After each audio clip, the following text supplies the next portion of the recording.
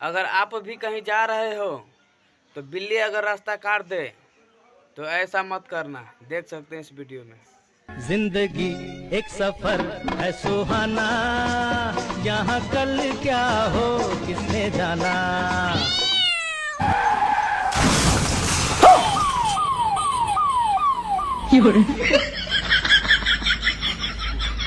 अबे साले, तूने अचानक से स्कूटी क्यों मोड़ दिया? अरे भाई, बिल्ली रास्ता काट दी थी। अगर स्कूटी नहीं मोड़ते और हम लोग के साथ कुछ हादसा हो जाता तो?